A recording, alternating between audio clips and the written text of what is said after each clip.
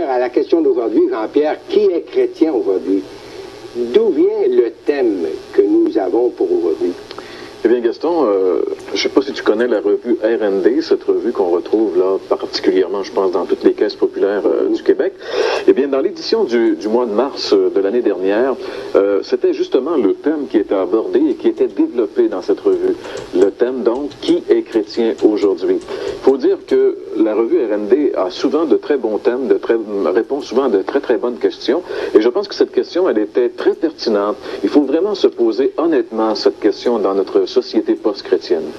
Est-ce que tu crois que la revue répondait à cette question d'une manière véridique et objective? Ben, à mon sens, pas vraiment, parce que comme c'est une revue religieuse, en réalité, il fallait s'attendre à ce que la réponse donnée trouve ses racines beaucoup plus dans la tradition religieuse que dans la révélation biblique. Mais quand même, quelques affirmations de la revue démontrent clairement que la conception du christianisme prônée par les auteurs qui représentent, je pense, la majorité des penseurs du christianisme religieux de notre société, eh bien, les réponses qu'ils donnent, je pense, laissent sous-entendre que c'est un christianisme qui n'est pas vraiment exact avec la révélation biblique. Par exemple, dans le début, dans la première page, on retrouve d'emblée ici le grand titre qui dit « Une question qui fait mal ». Une question qui fait mal. Ça fait quand même un peu spécial, une telle affirmation. C'est assez étonnant venant d'une religion qui, pendant des années, a affirmé avoir le monopole de la vérité, puisqu'on disait hors de l'Église, point de salut. Quelques années plus tard, cette même religion fait une revue et dit, ben là, si on se demande qui est chrétien, c'est une question qui nous fait mal. Ben, je pense que si on dit ça, c'est parce qu'on prévoit que la réponse est assez évidente. À la page 1, toujours de cette même revue, l'expression « ceux qui essaient d'être chrétiens ». On voit ça ici dans un petit carré, « ceux qui essaient d'être chrétiens ». Alors cette expression trahit encore une fois une méconnaissance totale du vrai christianisme. Une telle expression laisse supposer qu'on peut devenir chrétien à force d'effort, ce qui est tout à fait opposé à la révélation biblique qui affirme qu'on devient chrétien uniquement sur la base de la grâce de Dieu et non sur nos propres œuvres. Et ça, j'aimerais que justement on puisse lire un texte qui est très clair là-dessus. Bien sûr, cette vérité, elle est à travers toutes les Écritures. Mais par exemple, il y a un texte noir sur blanc qui le définit. Dans l'Épître aux Éphésiens, l'Épître de Paul aux Éphésiens, au chapitre 2, les versets 8 et 9, on lit ceci. « Car c'est par la grâce que vous êtes sauvés, par le moyen de la foi, et cela ne vient pas de vous. C'est le don de Dieu. Ce n'est point par les œuvres, afin que personne ne se glorifie. » Alors, c'est très clair, et cette affirmation biblique est très, très claire.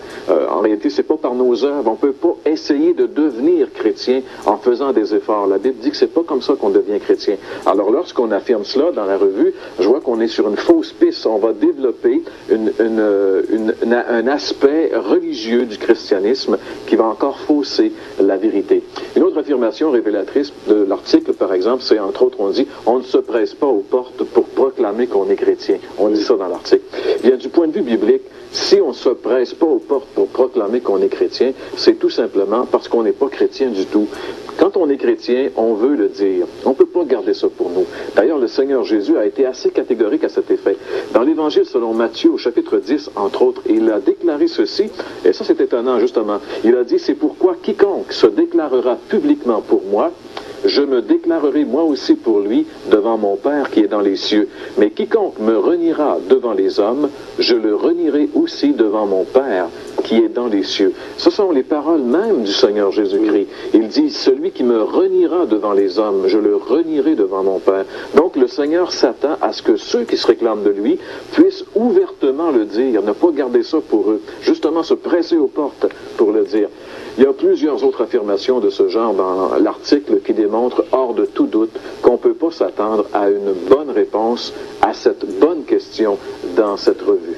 Donc, Jean-Pierre, à la question qui est chrétien aujourd'hui, la revue R&D ne donne pas vraiment la bonne réponse.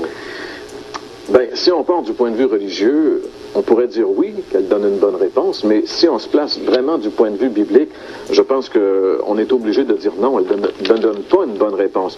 J'aimerais juste faire une citation ici de l'article. On dit, on imagine les connaître, c'est-à-dire les critères pour devenir chrétien, mais la tradition risque ici de nous induire en erreur. Spontanément, on se dit que pour appartenir au groupe des chrétiens, il faut y entrer. Or, cela se fait par le baptême. On dira donc qu'un chrétien, c'est un baptisé. On constate aussi que les chrétiens font certaines choses à leur façon. Quand ils se marient, ils échangent leur consentement au pied de l'autel. Et quand l'un d'eux vient à mourir, ils lui font des funérailles à l'église. De là à conclure qu'un chrétien, c'est quelqu'un qui a été baptisé ou qui s'est marié à l'église et qui veut avoir des funérailles religieuses, il n'y a qu'un pas.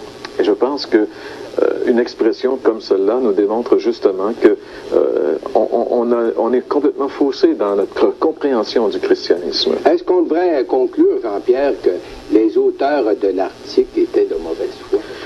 Ah, ça, je ne le crois pas, Gaston. Je pense que les gens qui ont écrit cet article-là, qui ont écrit l'article de la revue, je crois que c'est des gens qui étaient intègres, à mon sens. Je ne crois pas qu'ils étaient de mauvaise foi. Et même, j'ai l'impression que ça doit être assez difficile pour eux d'accepter de se mettre face à soi-même comme ils l'ont fait. Ils ont quand même été, je pense, assez honnêtes pour regarder en face la situation. Et cela les a amenés à effleurer la bonne réponse à leur interrogation. Par exemple, toujours à la page 2, on dit ceci: comme quoi, ce n'est pas la pratique religieuse qui est première dans le christianisme. Ce qui est premier, ce qui change tout, c'est de croire que Jésus est celui qui dit la vérité sur l'homme. L'auteur de l'article a été assez honnête au point d'aborder de front l'erreur fondamentale de la religion qui fait du christianisme justement une religion. Et je pourrais vous citer encore bien sûr beaucoup d'autres choses qui seraient intéressantes, mais je pense que le temps est quand même assez comprimé aujourd'hui à l'émission. Mais ceux qui voudraient aller plus loin, vous pourrez toujours vous procurer l'article et vérifier. On a vu que la religion ne peut donner qu'une mauvaise réponse à cette question, mais selon la Bible, qui est chrétien aujourd'hui? Bien là, on va justement laisser la Bible répondre à la question. Selon la Bible, un chrétien, c'est quelqu'un qui est devenu une personne complètement nouvelle par la foi en Jésus. C'est de cette façon que le Nouveau Testament nous présente le vrai christianisme. Par exemple, quand Jésus a rencontré un des hommes les plus religieux de son époque, il lui a fait une déclaration vraiment étonnante. Dans l'Évangile selon Jean, au chapitre 3 et au verset 3, nous lisons cette déclaration de Jésus. Il dit, en vérité, je te le dis, si un homme ne naît de nouveau, il ne peut voir le royaume de Dieu. Cette affirmation, le Seigneur Jésus-Christ l'a fait à un homme qui s'appelait Nicodème. Cet homme était vraiment un homme important en Israël. Et malgré ses connaissances théologiques, malgré son rang social honorable, toutes ses bonnes œuvres religieuses, malgré tout cela, il était en dehors du royaume de Dieu. Et Jésus, cette nuit-là, lui a révélé le secret pour y entrer. Naître de nouveau. Devenir quelqu'un de nouveau par la foi en lui. On pourrait aussi citer, à titre d'exemple, par exemple, la transformation radicale d'un jeune rabbin juif, un extrémiste religieux du nom de Saul de Tarse, qui va être totalement transformé par sa rencontre avec le Christ. Il va devenir le grand apôtre Paul, celui qui a écrit 13 épîtres dans le Nouveau Testament, celui qui a écrit à lui seul presque la moitié du Nouveau Testament, celui qui a le plus fait souffrir les chrétiens. Eh bien, c'est celui qui va devenir celui qui va le plus souffrir pour Jésus. Parce qu'il a rencontré le Christ sur la route de Damas, il est devenu un vrai chrétien et sa vie a pris une toute nouvelle dimension, une toute nouvelle direction. On pourrait aussi parler de Simon, le fils de Jonas, ce pêcheur illettré de la Galilée, qui va être complètement transformé également par sa rencontre avec le Christ. Il va devenir l'apôtre Pierre, un orateur fougueux qui va amener des milliers de personnes à la foi en Christ. Selon le Nouveau Testament, il est impossible d'être chrétien sans avoir été radicalement transformé par le Christ ressuscité. Il y a plein d'exemples au Nouveau Testament d'hommes et de femmes transformés par la foi en Christ. Et il affirme aussi cette vérité par des déclarations qui sont vraiment sans aucun équivoque. Par exemple, lisons ensemble ce que l'apôtre Paul lui-même, qui a vécu l'expérience de la nouvelle naissance, nous dit dans la deuxième lettre qu'il écrit aux Corinthiens, chapitre 5 et le verset 17. Il dit, si quelqu'un est en Christ, il est une nouvelle création. Les choses anciennes sont passées, voici maintenant, toutes choses sont devenues nouvelles. Voilà ce que l'apôtre Paul déclare. Si quelqu'un est en Jésus-Christ, c'est ça être chrétien. Si quelqu'un est chrétien, il est devenu une nouvelle création. Les choses anciennes sont passées, voici maintenant, toutes choses sont devenues nouvelles pour lui. Maintenant, il vit pour un autre. Avant, il vivait pour lui de manière égoïste. Maintenant, il vit pour le Christ. Sa vie a pris une nouvelle dimension. Et on pourrait aussi citer un autre passage de l'apôtre Paul qu'il écrit à l'épître aux Galates, au chapitre 6 et au verset 15, où il dit ceci: « Car ce n'est rien d'être circoncis ou incirconcis. Ce qui est quelque chose, c'est d'être une nouvelle création. » Et on pourrait paraphraser en disant simplement, ce n'est rien que d'être catholique, protestant ou ce que vous voudrez. Ce qui est important, c'est d'être une nouvelle création en Jésus-Christ. C'est ça qui est important. Ce changement-là n'a rien à voir avec une religion extérieure. C'est un changement intérieur, un changement radical du cœur que seul Dieu peut opérer. Dieu seul peut transformer un cœur qui est Dieu, un cœur qui aime le péché, qui aime le mal. Seul Dieu peut changer ce cœur-là qui va se mettre maintenant à aimer Dieu et à détester le mal. Ça, c'est pas de la religion. La religion peut essayer de mettre un vernis sur l'homme, peut changer un peu l'extérieur, mais ne peut jamais changer l'intérieur. Et aussi longtemps que l'intérieur n'est pas changé, aucune religion pourra faire un homme nouveau. Dans l'Épître aux Hébreux, justement, au chapitre 10, on lit cette grande vérité dans les versets 16 à 18. Il dit, parlant justement de la nouvelle alliance, l'alliance que Jésus a conclue en son sang à la croix, lorsqu'il la compare avec l'ancienne alliance du Sinaï, l'alliance de la loi, voici ce que l'auteur des Hébreux dit: « Voici l'alliance que je ferai avec eux après ces jours-là, dit le Seigneur, je mettrai mes lois dans leur cœur, je les écrirai dans leur esprit, et il ajoute, et je ne me souviendrai plus de leurs péchés ni de leurs iniquités. » Il dit, je mettrai mes lois dans leur cœur. Voilà la grande transformation que Jésus fait lorsque quelqu'un vient à lui. Il change son cœur. Cette transformation, même si elle est intérieure, bien sûr, a une répercussion sur la façon de vivre de tous les jours. Une vraie conversion est perceptible de manière très évidente. Un vrai chrétien, c'est quelqu'un qui est différent des autres. On avait dit d'un fermier, justement, un fermier bourru qui s'était converti et qui était devenu chrétien, que même ses vaches avaient réalisé qu'il était devenu chrétien.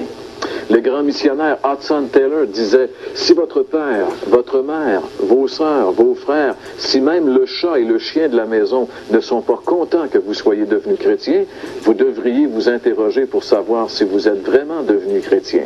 Il y a peut-être un peu d'exagération, mais quand même, il faut qu'il y ait un changement évident. Oui, mes amis, c'est cela, être chrétien. C'est avoir été totalement transformé par la puissance du Seigneur Jésus-Christ ressuscité. Jean-Pierre, est-ce qu'on peut dire que quelqu'un qui n'a pas expérimenté un tel changement n'est pas chrétien? Absolument, absolument, Gaston. Et cela est tellement sérieux, car beaucoup de personnes croient être chrétiens sur la base fausse de la religion, parce qu'ils ont été baptisés, ils ont été confirmés, ils se sont mariés à l'Église, et qu'ils espèrent avoir justement des funérailles à l'Église, comme on l'a vu dans l'article. Ils pensent que ça fait d'eux des chrétiens. Mais jamais la Bible dit que ça fait des chrétiens. Jésus a dit à Nicodème, si un homme ne naît de nouveau, il ne peut entrer dans le royaume de Dieu. Si tu n'as pas été radicalement transformé par le Seigneur Jésus-Christ, tu n'es pas chrétien. C'est pas moi qui le dis, c'est la Bible.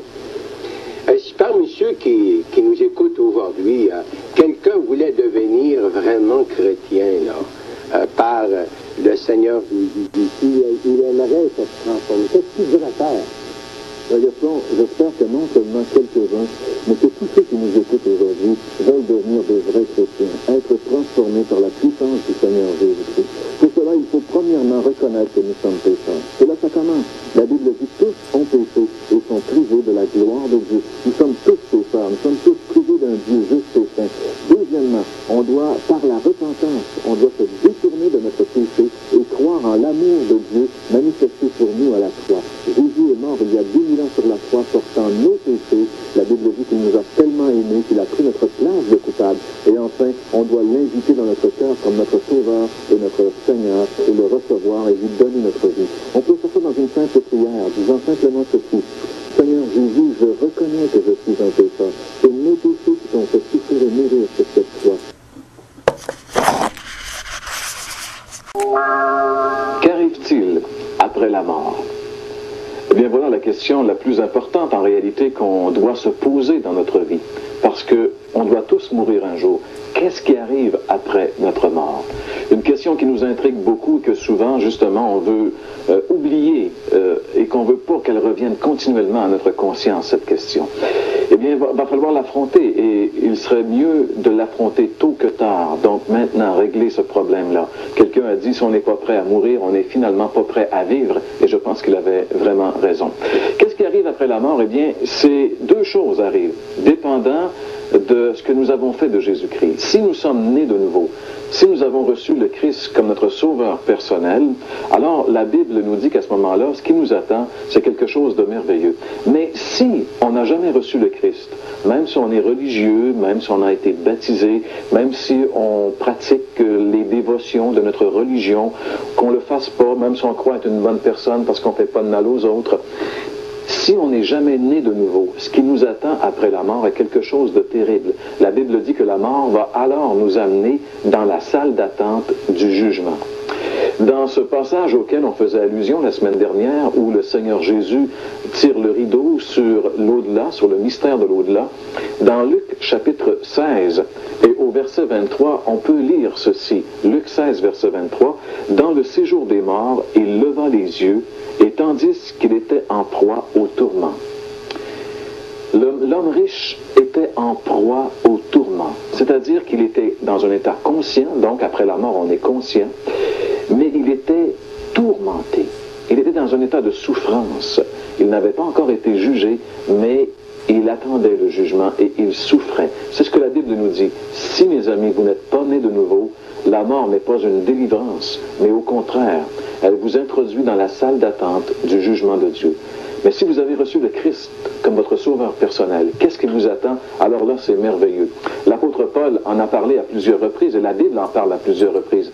Mais il y a dans la deuxième lettre qu'il écrit aux Corinthiens, au chapitre 5 et au verset 8, une petite phrase qui nous donne beaucoup d'espérance sur ce qui arrive après la mort pour ceux qui sont vraiment chrétiens.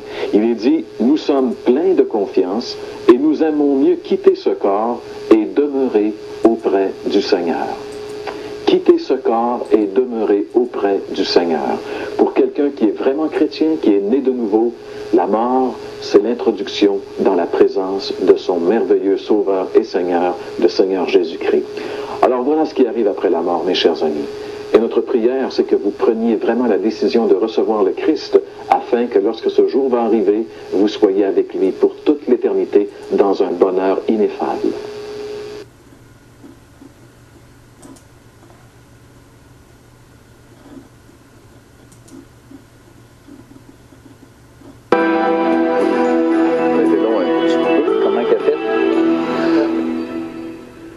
Peut-on savoir maintenant où nous irons après la mort? Eh bien, disons d'abord que selon la Bible, il n'y a que deux endroits possibles où vont les morts, le ciel ou l'enfer. Jésus a parlé de deux chemins et de deux destinées possibles. Les paroles de Jésus nous sont rapportées dans l'Évangile selon Matthieu, chapitre 7, les versets 12 et 13, où Jésus a parlé de deux chemins, un chemin large qui menait à la perdition et un chemin étroit qui menait à la vie éternelle. Alors donc, selon Jésus, il y a deux endroits possibles, la perdition, c'est-à-dire l'enfer, et la vie éternelle, le ciel. Mais oui, il est possible maintenant, pendant que nous vivons sur cette terre, de savoir où nous irons après la mort, pour au moins deux raisons. Premièrement, parce que la Bible nous le dit. Dans sa première lettre, l'apôtre Jean dit, chapitre 5, le verset 13, « Je vous ai écrit ces choses, afin que vous sachiez que vous avez la vie éternelle, vous qui croyez en Jésus-Christ. » Et encore, nous avons l'exemple de personnes. Nous avons dans la Bible l'exemple de l'apôtre Paul. Alors qu'il était sur le point de mourir, il écrit une lettre à ses amis de Philippe, et dans cette lettre, il fait part de ses sentiments face à la mort. Il dit ceci, nous pouvons lire ensemble. Il dit, et Philippiens chapitre 1, le verset 23, « Je suis tiraillé de deux côtés. J'ai le désir de quitter cette vie pour être avec le Christ, ce qui est de loin le meilleur. » Pour l'apôtre Paul, mourir, quitter cette vie, c'était être avec le Christ. Et lui-même dit que pour lui, c'est de loin le meilleur.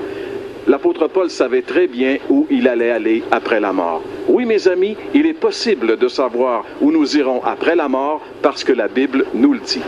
Eh bien, que penser de l'expression « personne n'est revenu pour nous dire ce qu'il y a de l'autre bord » ? Souvent, il m'arrive de discuter avec des personnes et de leur parler de ce qui arrive justement après la mort, parce que c'est une question qui intrigue beaucoup les gens. Et la Bible donne des réponses très certaines sur ce qui arrive après la mort. Mais on ne veut pas toujours accepter ce que la Bible dit, parce que bien sûr, on n'est pas toujours d'accord avec Dieu.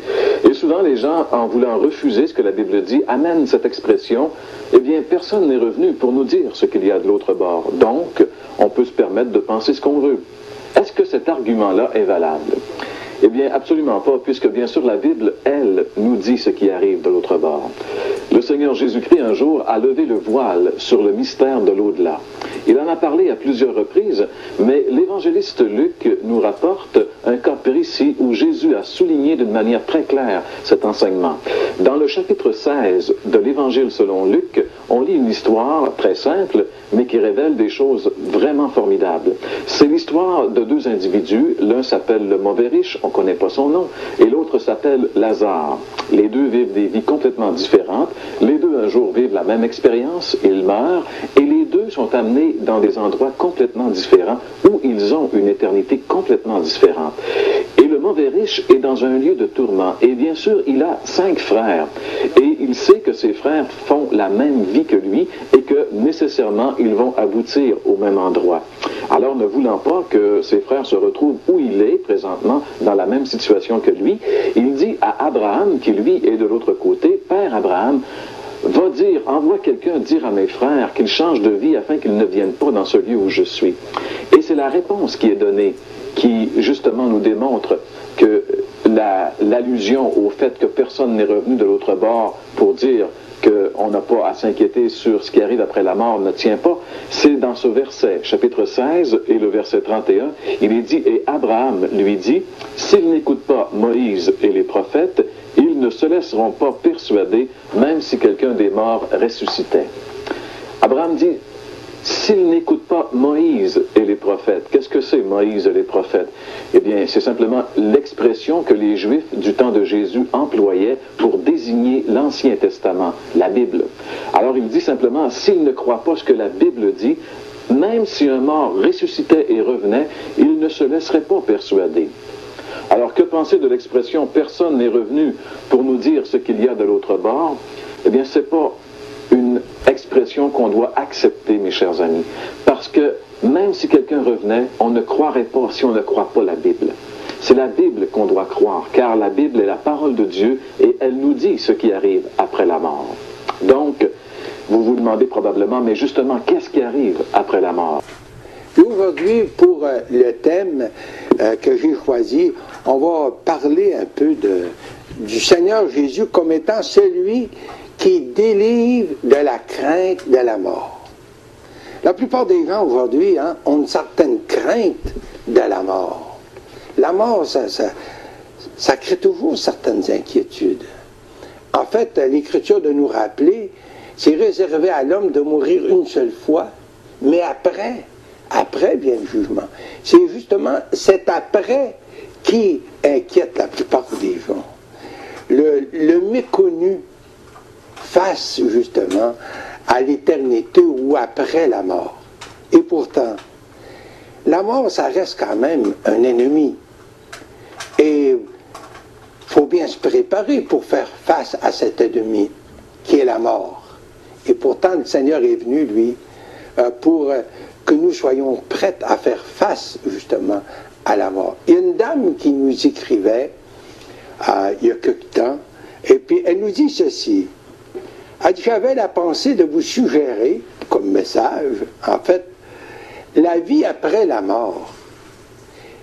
Qu'est-ce qui nous attend? Et aussi, comment est-ce qu'on pourrait développer ce sujet pour nous aujourd'hui? Bien, en fait, c'est tout quand même un sujet. Et pourtant, on a quand même dit dans le passé que la mort, c'est comme une certaine justice pour tous les hommes, les riches comme les pauvres, les bien nantis comme justement les ignorants. Bien, tout le monde meurt, parce que le salaire du péché, c'est la mort. Et alors, justement, vous et moi, le jour va venir où on devra faire face à la mort. Si on n'est pas prêt à mourir, on n'est pas prêt non plus à vivre. Alors, cher ami, qu'est-ce que vous pensez de la mort? Est-ce que vous êtes prête vraiment à faire face à la mort? Si la mort vous surprendrait, parce que la mort, ça n'a pas de pitié. La mort appelle des fois des mères de famille qui ont des petits-enfants. Je connais justement cette année une jeune épouse. Elle a perdu son mari, 4 petits-enfants. Mais je peux quand même vous dire qu'elle connaissait le Seigneur. Elle avait mis sa confiance dans le Seigneur. Et puis les choses, même si elles sont difficiles, si elles passent par une période de peine, une période difficile, elle est quand même soutenue par sa foi dans le Seigneur. Et en fait, on peut se rappeler l'histoire de Marie et Marthe dans les Écritures. Ces 2 sœurs qui avaient un frère qui s'appelait Lazare. Le jour est venu où Lazare est tombé malade. Et puis, ils ont envoyé un message à Jésus disant « Celui que tu aimes est malade ».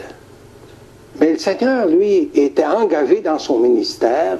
Et puis, il a passé encore quelques jours, justement, à enseigner les foules.